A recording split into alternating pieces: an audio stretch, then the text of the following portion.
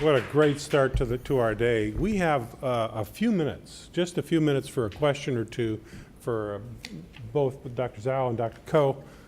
If someone has a comment or question to make on these two excellent, outstanding presentations to get us started. Is there a question or comment for these two?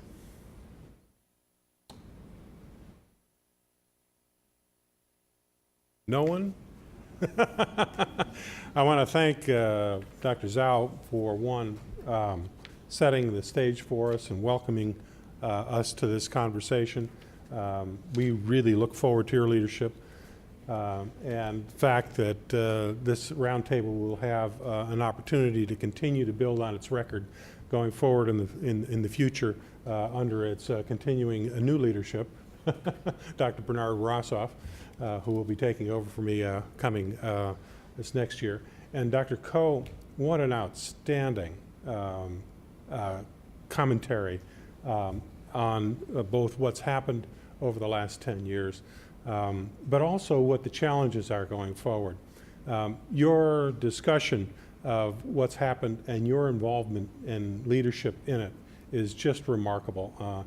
We need to thank you very much for what you've done both in the government and out of the government in terms of promoting this issue and helping us to have a clear view of what the issues have been and hopefully what some of the things are that we need to address. So thank you so much.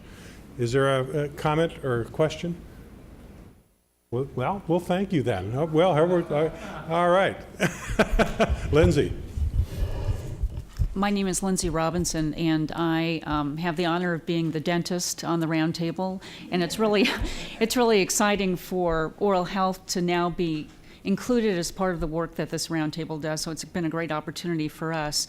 My question is, where, especially in terms of HHS, Dr. Ko, where does oral health fit in to the agenda? We really don't want to get lost with all the other priorities that are absolutely necessary to promote the country's health, and we want to be very much at the table within the federal agencies in any decisions that are made going forward. So can you make some comment on that? Sure. Thanks for that good question. Traditionally, oral health has been yet another part of healthcare and public health that's been fragmented and segmented and put off on the side. And this is a period now where we're really trying to take care of the whole patient and the whole family and the whole community. So there's a wonderful saying that oral health is essential to overall health, and I think that's absolutely true. We had several IOM reports on oral health, actually, that were very helpful for the department. There is a cross-HHS oral health working group, such as there is for health literacy. And as I left, that group was trying to update its strategic plan for the future. I was hoping that plan would be completed before I left, but I think budget issues and other things still impacted. The other good piece of news I want to mention is that there's tremendous coordination across the country now on oral health through National Oral Health Alliance, which I'm sure you're aware of. Thank you. And they've hosted 6 or 7 colloquia around the country about financing, how to work it into the Affordable Care Act themes and those sorts of issues.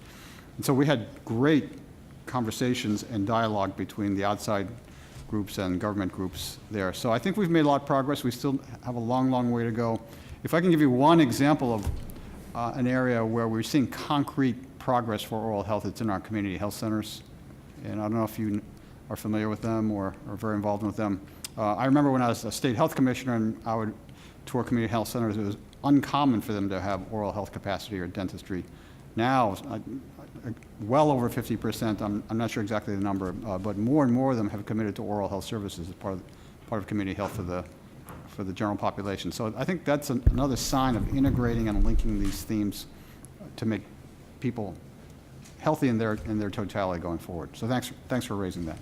Yeah, Lindsay's presence on the roundtable follows the workshop we had on oral health and health literacy. And actually, you challenged us in the future to engage as many people as possible on the topic. And I think that's one tangible example of our expanding the conversation to include oral health and thank you for continually reminding us to be engaged that way. With that, I want to thank again both Dr. Dzau and Dr. Ko for being with us this morning. Please join me.